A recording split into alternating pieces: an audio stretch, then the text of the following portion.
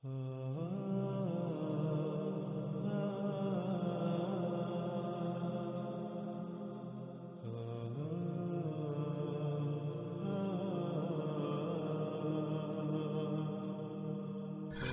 اب ہم بات کریں گے یاجوج اور ماجوج پر۔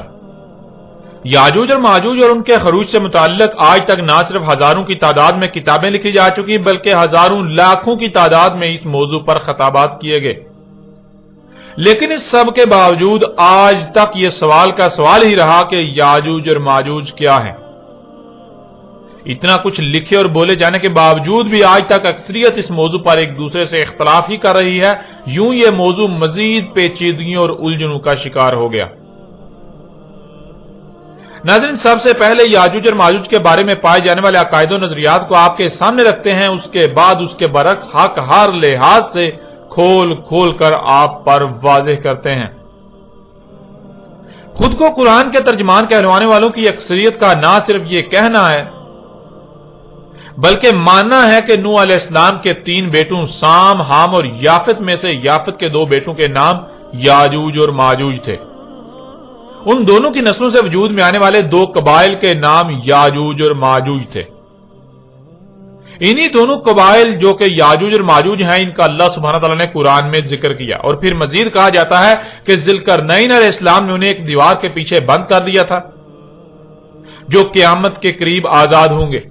جب آزاد ہوں گے تو ہر بلندی سے اتریں گے، ہر شے کھا پی جائیں گے، سب چشموں کا پانی اس طرح پی جائیں گے کہ پانی کا نام و نشان تک مٹ جائے گا۔ وہ اہل زمین کا قتل عام کریں گے، اس کے بعد وہ کہیں گے کہ ہم نے اہل زمین کو تو قتل کر دیا، اب آسمان والوں کو قتل کرتے ہیں۔ یوں وہ اپنے تیر آسمان کی طرف پھینکیں گے اور اللہ اوپر آسمانوں سے ان کے تیر خون آلود کر کے واپس زمین کی طرف بھیجے گا، جس سے وہ سمجھیں گے کہ ہم آسمان والوں پر بھی غالب آ گئے، ہم نے آسمان والوں کو بھی قتل کر دیا۔ پھر آخر میں عیسیٰ علیہ السلام کی دعا سے ایک کیڑے یا آگ سے ان کو ہلاک کر دیا جائے گا۔ ناظرین، خود کو مسلمان کہلوانے والوں کی اکثریت انہی عقائد و نظریات کی حامل ہے۔ اکثریت کے نزدیک یاجوج اور ماجوج کسی فلمی کردار سے بڑھ کر کوئی اہمیت نہیں رکھتے کہ ایک دن وہ اچانک پہاڑوں سے سیلاب کی مانند اتریں گے اور دیکھتے ہی دیکھتے سب کچھ تباہ و برباد کر کے رکھ دیں گے۔ لیکن سوال یہ پیدا ہوتا ہے کہ کیا حق یہی ہے؟ کیا حقیقت یہی ہے یا پھر حقیقت جس کے بالکل برعکس کچھ اور ہے؟ اور آج تک حقیقت کے برعکس یاجوج اور ماجوج کو دیو مالائی کہانی بنا کر اس کی خوب تشہیر کی گئی جو زبان زد عام ہو گئی، حالانکہ اس کا حقیقت کے ساتھ کوئی تعلق نہیں۔ ناظرین، حقیقت کیا ہے؟ حقیقت کو جاننے کے لیے سب سے پہلے یہ جاننا لازم ہے کہ یاجوج اور ماجوج کے حوالے سے پایا جانے والا یہ عقیدہ آیا کہاں سے؟ کیا یہ عقیدہ قرآن سے اخذ کیا گیا یا پھر غیر قرآن سے؟ حقیقت کیا ہے، حق کیا ہے، اسے جاننے کے لیے سب سے پہلے یہ جاننا لازم ہے کہ یاجوج اور ماجوج کے حوالے سے پایا جانے والا یہ عقیدہ آیا کہاں سے؟ کیا یہ عقیدہ قرآن سے اخذ کیا گیا یا پھر غیر قرآن سے اخذ کیا گیا؟ ناظرین، حقیقت تو یہ ہے کہ اس عقیدے کی حامل اکثریت کا کہنا ہے کہ قرآن یاجوج اور ماجوج پر کھل کر بات نہیں کرتا۔ پورے قرآن میں صرف 2 مقامات پر یاجوج اور ماجوج کا ذکر آیا ہے اور دونوں مقامات پر ہی یہ واضح نہیں کیا گیا کہ یاجوج اور ماجوج کیا ہیں، اور ان سے متعلق باقی کسی بھی سوال کا جواب ان دونوں مقامات پر نہیں ملتا۔ یعنی ان کا کہنا یہ ہے کہ پورے کا پورا قرآن یاجوج اور ماجوج کے بارے میں رہنمائی کرنے سے قاصر ہے۔ اس لیے یاجوج اور ماجوج سے متعلق سوالات کے جوابات کے لیے ہم نے احادیث سے رجوع کیا، اور احادیث نے ہمیں یاجوج اور ماجوج سے متعلق ہمارے ہر سوال کا جواب دیا۔ یوں احادیث سے یاجوج اور ماجوج کے بارے میں پایا جانے والا عقیدہ اخذ کیا گیا۔ یعنی اس عقیدے کے حاملین اپنی زبان سے یہ اقرار کرتے ہیں، خود اعتراف کرتے ہیں کہ انہوں نے یہ عقیدہ قرآن سے نہیں بلکہ غیر قرآن سے اخذ کیا گیا، اور اسے یعنی غیر قرآن کو یہ احادیث کا نام دیتے ہیں کہ محمد علیہ السلام نے یاجوج اور ماجوج پر جو رہنمائی کی ہمارے وہی عقائد و نظریات ہیں۔ ناظرین، اب سوال یہ پیدا ہوتا ہے کہ کیا یہ لوگ واقعتاً اپنے دعوے میں سچے ہیں کہ قرآن یاجوج اور ماجوج پر رہنمائی نہیں کرتا جو انہیں یاجوج اور ماجوج کے بارے میں رہنمائی کے لیے غیر قرآن سے رجوع کرنا پڑا؟ اور یاجوج اور ماجوج کے بارے میں ان کے جو عقائد و نظریات ہیں، کیا واقعتاً محمد علیہ السلام نے ہی وہی سب کہا، یا پھر ان کے سب خود ساختہ من گڑت عقائد و نظریات ہیں؟ آپ پیچھے کئی بار یہ بات جان چکے کہ اللہ سبحانہ وتعالی نے اس قرآن میں کئی مقامات پر یہ بات واضح کر دی کہ کوئی ایک بھی سوال ایسا نہیں ہے، کوئی ایک بھی معاملہ یا مسئلہ ایسا نہیں ہے جس کا جواب، جس کا حل اس قرآن میں نہ ہو۔ آپ نے گزشتہ قسط میں بھی یہ بات جان لی کہ قرآن تو اپنے نزول سے لے کر الساعۃ کے قیام تک کی تاریخ ہے۔ اس قرآن کے نزول سے لے کر الساعۃ کے قیام تک جو کچھ بھی ہونا تھا، اللہ سبحانہ وتعالی نے آج سے 14 صدیاں قبل ہی اس قرآن کی صورت میں اس کی مکمل اور احسن تاریخ اتار دی تھی۔ اب اگر اس کے باوجود کوئی یہ کہتا ہے کہ اس قرآن میں اہم ترین موضوع یاجوج اور ماجوج پر رہنمائی نہیں کی گئی، تو اس کا مطلب یہ ہے کہ وہ نہ صرف اس قرآن کے احسن الحدیثی ہونے کا کفر کر رہا ہے، بلکہ اس کا عملاً یہ دعویٰ ہے کہ وہ سچا ہے اور اس کے برعکس اللہ جھوٹا ہے۔ وہ سچا اور قرآن جھوٹا ہے۔ اس کا یہ دعویٰ ہے کہ قرآن میں مکمل رہنمائی موجود نہیں ہے۔ قرآن ہر لحاظ سے، ہر پہلو سے رہنمائی نہیں کرتا۔ ناظرین، جب احسن الحدیث قرآن کو ترک کر کے اوروں سے رہنمائی لی جائے گی، غیر قرآن سے رہنمائی کے لیے رجوع کیا جائے گا، تو کیا غیر قرآن آپ کی رہنمائی کر سکتا ہے؟ نہیں، بالکل نہیں، ایسا ممکن ہی نہیں۔ اور جو بات یا جس سوال کا جواب بھی آپ غیر قرآن سے حاصل کریں گے، وہ کبھی بھی درست اور احسن جواب ہو ہی نہیں سکتا، وہ صرف اور صرف گمراہی ہی ہوگی۔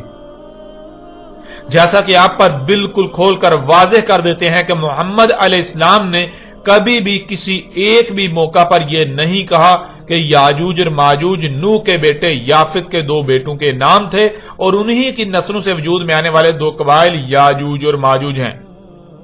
حقیقت یہ ہے کہ یاجوج اور ماجوج کا انتظار صرف اور صرف مسلمان ہی نہیں کر رہے، بلکہ ان سے پہلے سے ہی یہودی اور عیسائی بھی یاجوج اور ماجوج کے انتظار میں ہیں۔ یہودیوں اور عیسائیوں میں یاجوج اور ماجوج کے متعلق بالکل وہی عقائد و نظریات پائے جاتے ہیں جو عقائد و نظریات مسلمان قوم میں پائے جاتے ہیں۔ نوح کے 3 بیٹے تھے جن کے نام سام، حام اور یافت تھے۔ ان میں سے یافت کے 2 بیٹوں کے نام یاجوج اور ماجوج تھے۔ یہ بات یہودیوں اور عیسائیوں کے مذہبی مواد عہد نامہ قدیم یعنی اولڈ ٹیسٹامنٹ، جسے خود کو مسلمان کہلوانے والے تورات قرار دیتے ہیں، وہاں سے اخذ کی گئی۔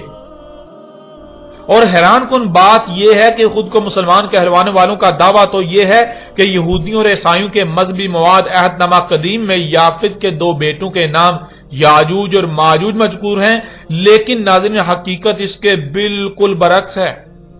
اور حقیقت جان کر آپ چونک جائیں گے کہ کس طرح آج تک یہ بڑے بڑے علماء و مفسر قرآن کے طور پر معروف خود کو اور اکثریت کو دھوکہ دیتے رہے۔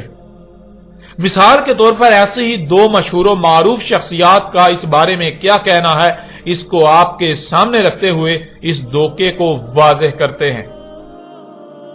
جیسا کہ آپ اپنی آنکھوں سے دیکھیں اور اپنے کانوں سے سنیں کہ اس بارے میں ڈاکٹر اسرار احمد کا کیا کہنا ہے۔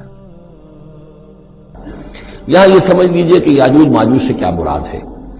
حضرت یافس علیہ السلام جو 3 بیٹے تھے حضرت نوح علیہ السلام کے، سام، حام، یافس۔ سامی نسل کے بارے میں تو ہم نے بہت کچھ سمجھ لیا کہ حضرت ابراہیم بھی سامی نسل سے تھے، پھر قوم عاد بھی سام ہی کی نسل کی ایک شاخ تھی، قوم سمود بھی اسی کی شاخ تھی۔ یہ تمام جو ہے یہ تو سیمیٹک ریسز ہیں۔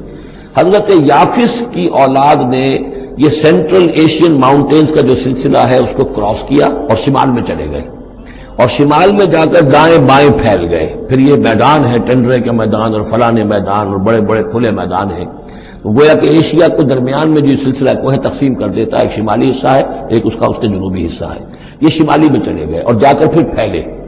پھیلنے میں وہ مشرق کی طرف آئے تو چین اور ہند چینی تک یہ ساری قومیں جو ہے یہ یلو ریسز، یہ انہی کی نسل سے ہیں۔ اور مغرب میں چلے تو روس، اور روس سے ہو کر روس کے ساتھ ملتا ہوا علاقہ اسکینڈینیوین کنٹریز کے ساتھ، پھر وہاں سے وہ اتر کے اور یورپ کے بھی جو یہ مغربی ممالک ہیں، اینگلو سیکسنز جو ہیں، یہ بھی در حقیقت اسی سے اسکینڈینیوین کنٹریز سے اترے ہوئے لوگ ہیں۔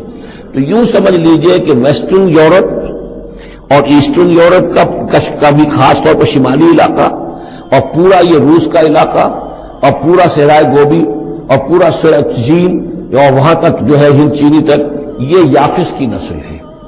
یافس کے جن بیٹوں کے نام تورات میں آئے ہیں، کئی نام ہیں، وہ کوئی ایک دو نہیں، ان میں گوگ اینڈ میگوگ بھی ہے، توبال بھی ہے، موسک بھی ہے۔ موسک ایک شخص کا نام ہے۔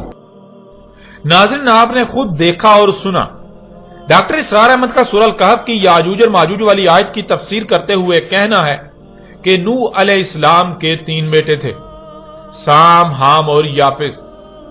پھر آگے چل کر کہتے ہیں کہ یافت کے جن بیٹوں کے نام تورات میں آئے ہیں، کئی نام ہیں، وہ 1-2 نہیں، ان میں گاگ اینڈ میگاگ یعنی یاجوج اور ماجوج۔ پھر اسی طرح اس دور کی ایک اور مشہور و معروف شخصیت جو کہ مفسر قرآن کے طور پر جانی جاتی ہے، جس کا نام جاوید احمد غامدی ہے۔ جاوید احمد غامدی اس بارے میں کیا کہتے ہیں وہ بھی آپ خود سن لیں، خود اپنی آنکھوں سے دیکھ لیں۔ چیزوں کی کیا حقیقت ہے؟ نمبر 1 دجال، نمبر 2 یاجوج و ماجوج، اور نمبر تیسرا ان کا سوال ہے قیامت کی کیا نشانیاں ہیں؟ یاجوج ماجوج کے بارے میں تو یہ سمجھ لیجئے کہ یہ حضرت یافس یعنی حضرت نوح کے 3 بیٹے ہیں جن سے یہ موجودہ جدید دنیا پھیلی، یعنی ایک دنیا میں پہلی مائگریشن ہوئی ہے جو حضرت آدم کے بعد ہوئی ہے، جس میں آپ کو ایبوریجنل ملتے ہیں، امریکہ میں بھی، آسٹریلیا میں بھی، دوسری جگہوں پر بھی۔ تو اس کے بعد آپ جانتے ہیں کہ حضرت نوح کی قوم پر عذاب آ گیا، ایک طوفان کے ذریعے سے پوری قوم تباہ کر دی گئی، ایک کشتی میں اہل ایمان سوار تھے، انہیں بچایا گیا۔ بعد میں جو زیادہ تر تعداد میں دنیا میں قومیں پھیلیں وہ ان کی اولاد ہیں۔ ان کے 3 بیٹے تھے، ایک حام، ایک سام اور ایک یافس۔ حام کی اولاد زیادہ تر افریقہ میں آباد ہوئی، چنانچہ دنیا میں پہلی تہذیبیں زیادہ تر افریقہ ہی میں نمودار ہوئی۔ سامی نسلیں یہ زیادہ تر مشرق وسطیٰ میں آباد ہوئی، یہ سام کی اولاد ہے ان کے دوسرے بیٹے کی۔ اور یافس کی اولاد یہ وسط ایشیا میں ماسکو، طبالسک، ان علاقوں میں آباد ہوئی۔ یافس جو تیسرے بیٹے ہیں اس کے پھر 10-11 بیٹے تھے، ان میں سے 2 کا نام گوگ اور میگوگ یاجوج اور ماجوج تھا۔ تو یہ ساری اقوام جو وسط ایشیا میں ہیں یہ زیادہ تر گوگ میگوگ کی اولاد ہے۔ یاجوج ماجوج ہی کے ایک بھائی کا نام یابان تھا جس کے نام پہ جاپان ہے۔ تو یہ حضرت نوح کے پوتے ہیں، یوں کہہ سکتے ہیں آپ، اور یہی لوگ ہیں جو بعد میں ہجرت کر کے یورپ گئے، یہی لوگ ہیں جو یورپ سے پھر ہمارے سامنے تاریخ میں امریکہ گئے، اور یہی ہیں جو آسٹریلیا میں آ گئے، اور یہی ہیں جو ایک زمانے میں آریاؤں کی صورت میں ہندوستان میں گئے۔ تو یہ گوگ میگوگ ہے۔ یاجوج ماجوج کے بارے میں قرآن شریف میں ذکر ہے اور آپ نے اس کو موجودہ حالات میں ریلیٹ کیا ہے، مجھے کائنڈلی آپ دہرا سکتے ہیں اس بات کو؟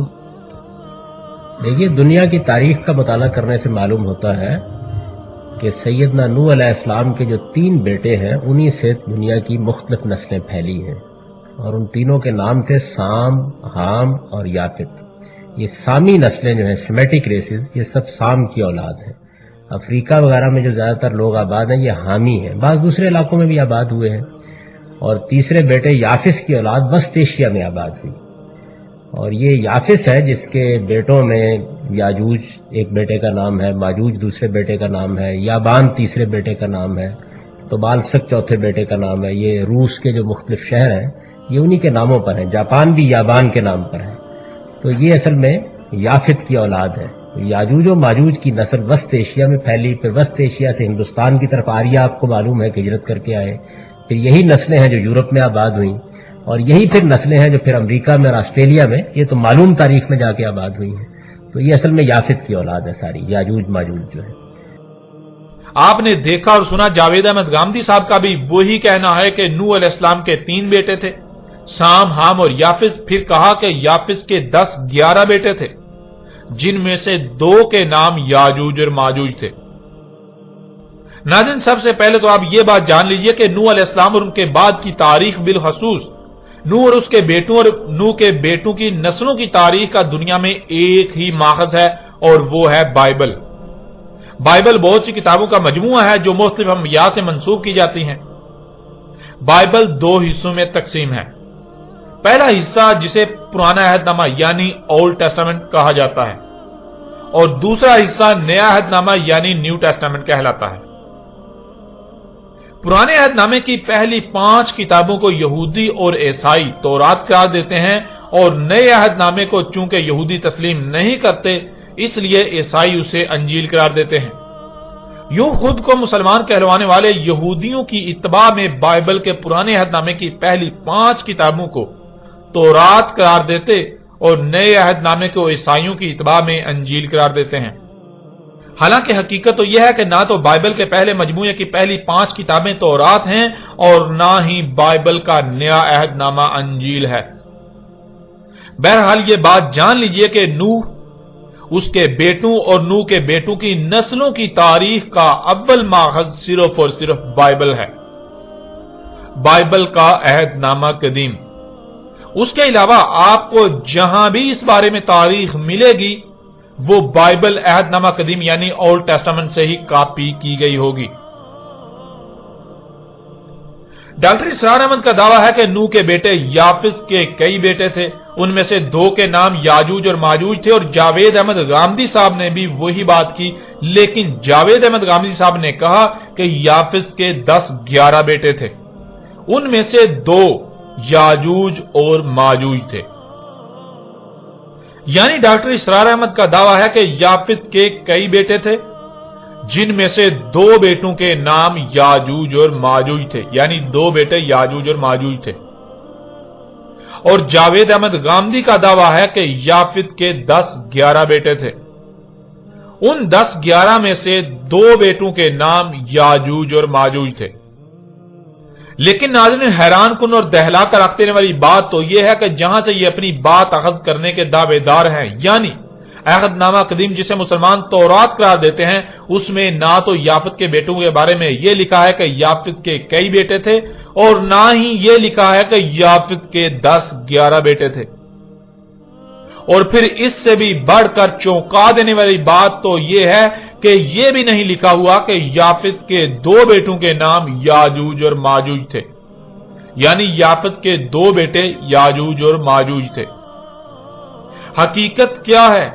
अहदनामा कदीम जिसे मुसलमान यहूदियों और ईसाइयों की इत्तबा में तौरात करार देने पर बाजिद हैं, उसमें जो लिखा है वो आपके सामने रखते हैं ताकि आप अपनी आंखों से देखकर यह फैसला कर सकें कि जिनको बड़े बड़े उलमा और कुरान के तर्जमान के तौर पर जाना और पहचाना जाता है, जो दुनिया में अल्लाह के नुमाइंदे बने फिरते हैं, उनकी हकीकत क्या है। जब बड़ों की हकीकत यह है तो फिर छोटे मुल्लाओं जो कि इन्हीं की इत्तबा करते हैं उनका क्या हाल होगा, उनकी हकीकत क्या होगी। इस वक्त आपको स्क्रीन पर बाइबल अहदनामा कदीम की पहली किताब पैदाइश के चैप्टर 9 के पैरा नंबर 18 और 19 नजर आ रहे हैं, जिनमें लिखा है, नूह के बेटे जो किश्ती से बाहर आए थे साम, हाम और याफित थे। नूह के यही 3 बेटे थे और इनकी नस्ल सारी जमीन पर फैल गई। फिर आगे चैप्टर 10 के पैरा नंबर 2 में लिखा है, याफित के ये बेटे हैं जुमर, माजूज, मादी, याबान, तोबल, मस्क और तेरास। नाज़रीन, इसी बाइबल का ही हवाला देते हुए डॉक्टर इसरार अहमद का कहना था कि याफित के कई बेटे थे और उनमें से 2 के नाम याजूज और माजूज थे। और जावेद अहमद गामदी का भी इसी बाइबल का हवाला देते हुए कहना था कि याफित के 10-11 बेटे थे जिनमें से 2 के नाम याजूज और माजूज थे। लेकिन आपने देख लिया और जान लिया कि हकीकत दोनों के ही बिल्कुल बरअक्स है। ना तो याफित के कई बेटे थे जो कि गिनती में नहीं आ रहे थे, और ना ही बकौल जावेद अहमद गामदी 10-11 बेटे, बल्कि बाइबल में तो वाज़ेह अल्फाज में याफित के 7 बेटों का जिक्र किया गया है और उन 7 के नाम भी दर्ज हैं। और फिर डॉक्टर इसरार और जावेद अहमद गामदी के बकौल उनमें से 2 के नाम याजूज और माजूज थे। ये बात भी 100% गलत है। 2 नहीं बल्कि एक ही बेटे का नाम माजूज था। अब नाज़रीन, आप खुद फैसला करें कि जिनको आज तक आप इतने बड़े बड़े उलमा और मुफस्सिर कुरान के नाम पर जानते और पहचानते रहे, उनकी हकीकत क्या है। जब इतने बड़े बड़े उलमा और मुफस्सिर कुरान के दावेदारों का यह हाल है, जो बात वो कर रहे हैं वो बिल्कुल बेबुनियाद और गलत है, उसके बावजूद वो डंके की चोट पर अपनी बेबुनियाद और बातिल बात को बगैर किसी खौफ के पेश कर रहे हैं, तो उनकी इत्तबा करने वालों की हालत क्या होगी, यह जानना कोई मुश्किल नहीं। और यह बात भी जान लें कि यह सिर्फ डॉक्टर इसरार और जावेद अहमद गामदी की बात नहीं हो रही, बल्कि 100% मुल्लाओं की बात हो रही है। इन दो को तो बतौर मिसाल आपके सामने रखा गया, क्योंकि डॉक्टर इसरार और जावेद गामदी ने कोई नई बात पेश नहीं की, बल्कि इन्होंने भी उसी को नकल किया जो नस्ल दर नस्ल चला रहा है। फर्क सिर्फ इतना है कि इनका नकल करने का अंदाज अपना है। अब आप खुद फैसला करें कि याजूज और माजूज की अक्सरियत के अकायद और नजरियात की जब बुनियाद ही गलत है, मन गढ़त है, तो पूरे अकीदे की क्या अहमियत और हैसियत रह जाती है? उसमें किस कदर सदाकत होगी? यह फैसला करना कोई मुश्किल नहीं रहा। याजूज और माजूज से मुतल्लक पाए जाने वाले अकायद और नजरियात वही हैं जो यहूदियों और ईसाइयों में पाए जाते हैं। अब सवाल यह पैदा होता है कि अगर यहूदी और ईसाई इस मामले में हक पर थे, तो क्या मुहम्मद अलैहिस्सलाम को यहूदी और ईसाइयों की ताईद और तस्दीक के लिए पेश किया गया? क्या कुरान अल्लाह सुब्हानहू व तआला ने यहूदी और ईसाइयों की ताईद और तस्दीक के लिए उतारा था?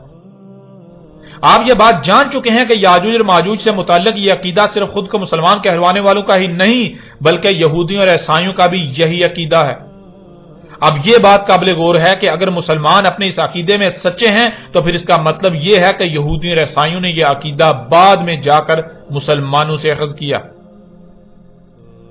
लेकिन हकीकत इसके बिल्कुल बरक्स है। हकीकत हर कोई जानता है कि हकीकत यह नहीं है, बल्कि यहूदी और ईसाई तो खुद को मुसलमान कहलवानों से ना सिर्फ पहले मौजूद थे, बल्कि उनमें उस वक्त यह अकीदा पाया जाता था। और अगर आज मुसलमानों में यह अकीदा पाया जाता है, तो मुसलमानों में यह अकीदा यहूदियों और ईसाइयों से ही मुंतकिल हुआ, ना कि यहूदियों और ईसाइयों में मुसलमानों से मुंतकिल हुआ। जब हकीकत यह है कि यह अकीदा यहूदियों और ईसाइयों का अकीदा है और बाद में मुसलमानों में मुंतकिल हुआ, तो सवाल यह पैदा होता है कि क्या कुरान को यहूदियों और ईसाइयों के अकायद और नजरियात की ताईद और तस्दीक के लिए उतारा गया? क्या मोहम्मद रसूलुल्लाह अलैहिस्सलाम की बेसत का मकसद यहूदियों और ईसाइयों के अकायद और नजरियात की ताईद और तस्दीक करना थी? क्योंकि नाज़रीन, अल्लाह सुब्हानहू व तआला ने कुरान में कई मकामात पर अपना यह कानून वाज़ेह कर दिया कि अल्लाह रसूल को सिर्फ और सिर्फ उसी वक्त बेस करता है जब दुनिया 100% गुमराही में होती है, जब इंसान 100% ही गुमराही में होते हैं, नूर की एक किरण भी नहीं होती। जैसा कि इस वक्त आपको स्क्रीन पर सूरह आल इमरान की आयत नंबर 164 नजर आ रही है, जिसमें अल्लाह सुब्हानहू व तआला का कहना है, लक़द मन्नल्लाहु अलल मोमिनीना इज़ा बअसा फ़ीहिम रसूला मिन अनफुसिहिम यतलू अलैहिम आयातिही व युज़क्कीहिम व युअल्लिमुहुमुल किताब वल हिकमा व इन कानू मिन क़ब्लु लफ़ी दलालिम मुबीन। तहकीक यानी ये बात तयशुदा है, तुम अपने घोड़े दौड़ा लो, तुम अपनी तहकीक कर लो, गौर फिक्र कर लो, यही बात तुम्हारे सामने आएगी जो बात कही जा रही है। जो अल्लाह है मोमिनीन पर तब बेस करता है रसूल उनमें उन्हीं में से जो तिलावा कर रहा है उन पर उसकी आयात की और तज़किया कर रहा है और उनको सिखा रहा है अल किताब और अल हिकमा, और अगर थे उससे पहले दलालिम मुबीन में, यानी हर लिहाज से 100% गुमराहियों में थे। नाज़रीन, इस आयत में अल्लाह सुब्हानहू व तआला का कहना है कि मोमिनीन पर जो अल्लाह की जिम्मेदारी है, जो अल्लाह पर फर्ज है, वो ये है कि जब दुनिया 100% गुमराहियों में हो, नूर की एक किरण भी ना हो, तमाम के तमाम इंसान 100% हर लिहाज से खुलम खुला गुमराही में हूं, तब अल्लाह उनमें उन्हीं से रसूल बेस करता है जो आकर उन पर अल्लाह की आयात की तिलावा करता है, यानी वो इंतहाई तरतीब के साथ हक खोल खोल कर वाज़ेह करता है। अल्लाह की आयात को हिकमा के साथ खोल खोल कर वाज़ेह करता है, जिससे उनका तज़किया होता है। उनमें जो मिलावटें होती हैं उन्हें हर लिहाज से पाक साफ करके खालिस अल्लाह का गुलाम बनाता है और अल किताब सिखाता है, यानी जमीनों आसमानों का इल्म सिखाता है और इस इल्म का सही इस्तेमाल भी सिखाता है। इस आयत में अल्लाह सुब्हानहू व तआला ने दो टोक अल्फाज में अपना कानून वाज़ेह कर दिया कि अल्लाह सिर्फ और सिर्फ उसी वक्त रसूल बेस करता है जब इंसान 100% खुलम खुला हर लिहाज से गुमराहियों में होते हैं, नूर की एक किरण भी नहीं होती। हालांकि इसके बावजूद हर कोई खुद को अहले हक और हिदायत याफ्ता ही समझ रहा होता है, लेकिन हकीकत यह होती है कि किसी एक को भी हक का इल्म नहीं होता, सब के सब 100% गुमराहियों में ही होते हैं। یعنی اگر دنیا میں نور کی ایک کرن بھی ہو، رائی برابر بھی ہدایت موجود ہو، تو اللہ رسول کو بیس نہیں کرتا. اور یہی بات اللہ سبحانہ وتعالی نے سورہ جمعہ کی آیت نمبر 2 میں بھی کہی، جیسا کہ آیت آپ کو سکرین پر نظر آ رہی ہے. وَالَّذِي بَعَثَ فِي الْأُمِّيِّينَ رَسُولًا مِّنْهُمْ يَتْلُو عَلَيْهِمْ آيَاتِهِ وَيُزَكِّيهِمْ وَيُعَلِّمُهُمُ الْكِتَابَ وَالْحِكْمَةَ وَإِن كَانُوا مِن قَبْلُ لَفِي ضَلَالٍ مُّبِينٍ. وہی ہے ذات یعنی اللہ، امیین میں بیس کیا رسول انہی میں سے جو تلاوہ کر رہا ہے ان پر اس کی آیات کی اور ان کا تزکیہ کر رہا ہے اور علم سکھا رہا ہے الکتاب کا اور حکمت، اگر تھے اس سے پہلے ہر لحاظ سے کھلم کھلا گمراہیوں میں. ناظرین، حسب سابق اللہ سبحانہ وتعالی نے آیت کے آخری حصے میں یہ بات بالکل کھول کر واضح کر دی، اگر تھے اس سے پہلے کھلم کھلا ہر لحاظ سے 100% گمراہیوں میں. یعنی اگر وہ ہر لحاظ سے کھلم کھلا گمراہیوں میں نہ ہوتے تو اللہ رسول بیس نہ کرتا. جس سے یہ بات بالکل کھل کر واضح ہو جاتی ہے کہ جب اللہ سبحانہ وتعالی نے اپنے رسول محمد کو بیس کیا تھا تب پوری دنیا ہر لحاظ سے کھلم کھلا گمراہیوں میں تھی. ان کے عقائد و نظریات جاہلانہ اور بے بنیاد اور محض ظن پر مبنی تھے، نہ کہ علم پر مبنی. اور قرآن میں جس موضوع کو بھی زیر بحث لایا گیا تو اس موضوع پر قرآن سے پہلے جو بھی عقائد و نظریات عام تھے وہ سوائے گمراہی کے اور کچھ نہ تھے. یوں قرآن نے اس حوالے سے اس کے نزول سے پہلے پائے جانے والے عقائد و نظریات کا رد کرتے ہوئے ان کے برعکس حق بیان کیا. اس لیے ناظرین، اب آپ پر یہ بات بالکل کھل کر واضح ہو جانی چاہیے کہ خود کو مسلمان کہلوانے والوں میں یاجوج اور ماجوج سے متعلق جو یہودیوں اور عیسائیوں والے عقائد و نظریات پائے جاتے ہیں ان کا حق کے ساتھ کوئی تعلق نہیں، وہ محض بے بنیاد قصے اور کہانیاں ہیں. ناظرین، آپ پر یہ بات بالکل کھل کر واضح ہو چکی کہ خود کو مسلمان کہلوانے والوں میں یاجوج اور ماجوج سے متعلق پائے جانے والے عقائد و نظریات قرآن سے اخذ کردہ نہیں بلکہ بائبل سے اخذ کردہ یہودیوں اور عیسائیوں والے ہی عقائد و نظریات ہیں. یاجوج اور ماجوج سے متعلق مسلمانوں میں پائے جانے والے عقائد و نظریات قرآن کے پیش کردہ نہیں بلکہ بائبل سے اخذ کیے گئے.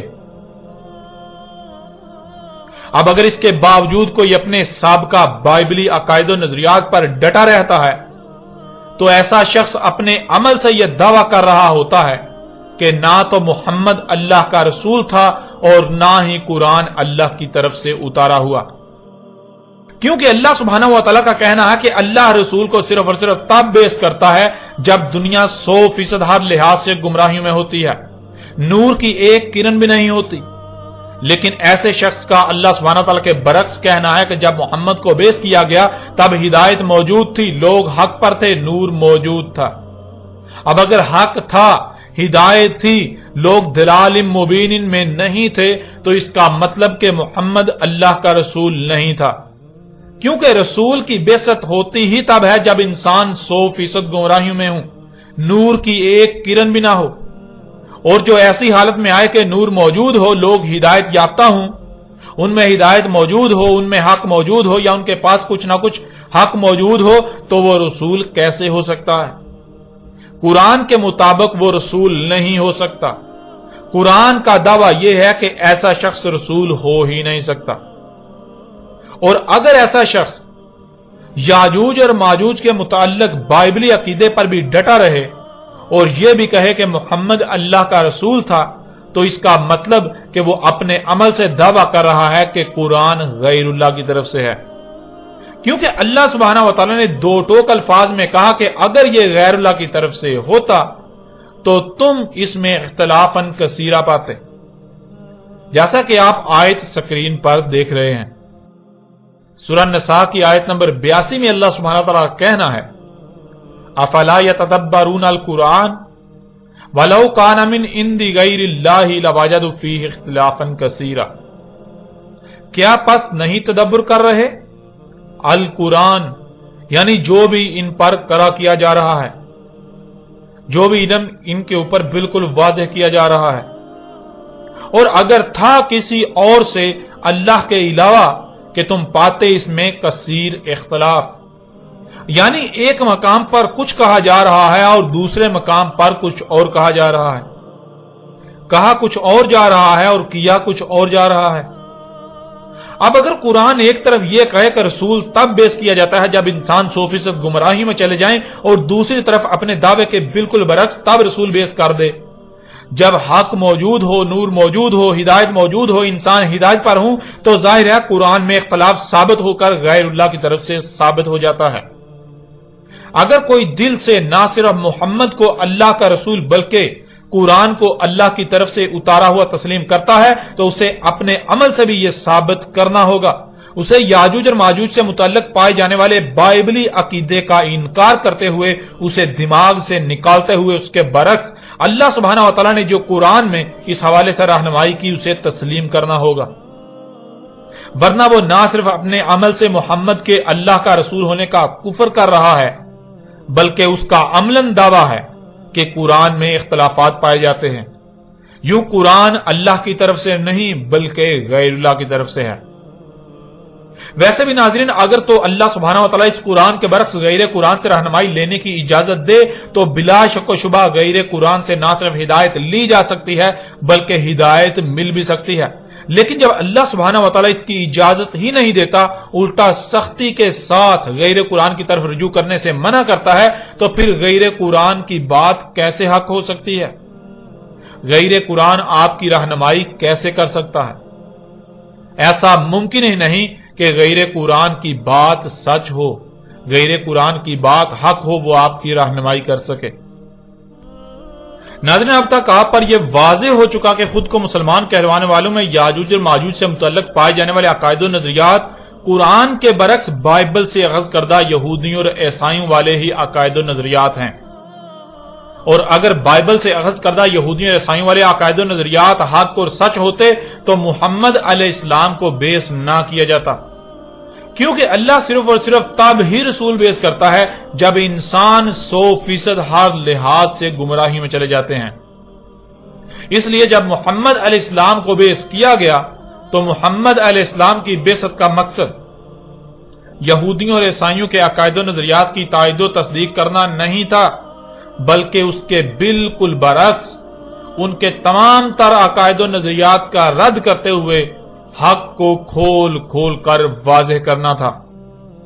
اس لیے خود کو مسلمان کہلوانے والوں میں یاجوج اور ماجوج سے متعلق پائے جانے والے یہودیوں اور عیسائیوں والے عقائد و نظریات کا حق کے ساتھ کوئی تعلق نہیں، وہ محض بے بنیاد باطل قصے و کہانیاں ہیں جن کا حقیقت کے ساتھ کوئی تعلق نہیں، جو آج تک اس قوم میں یعنی مسلمان کہلانے والوں میں عام کر دیے گئے، ان کی خوب تشہیر کی گئی۔ نظر اب سوال یہ پیدا ہوتا ہے کہ جب یاجوج اور ماجوج سے متعلق پائے جانے والے عقائد و نظریات کا حقیقت کے ساتھ کوئی تعلق نہیں، تو پھر یاجوج اور ماجوج کے بارے میں حق کیا ہے؟ یاجوج اور ماجوج کیا ہیں اور ان کے بارے میں ان سے متعلق اٹھنے والے تمام تر سوالات کے جوابات کیا ہیں؟ ناظرین، حق جاننے کے لیے اب آتے ہیں قرآن کی طرف اور قرآن سے ہی رہنمائی لیتے ہیں کہ اللہ سبحانہ و تعالیٰ نے اس قرآن میں اس کا کیا جواب دیا۔ اللہ سبحانہ و تعالیٰ سے سوال کرتے ہیں کہ یاجوج اور ماجوج کیا ہیں، ان کی پہچان کیا ہے، یاجوج اور ماجوج کے بارے میں مکمل رہنمائی کرے، اور پھر دیکھیں کہ اللہ سبحانہ و تعالیٰ اس کے جواب میں کس قدر آسان ترین الفاظ میں اور کھول کھول کر واضح رہنمائی کرتا ہے۔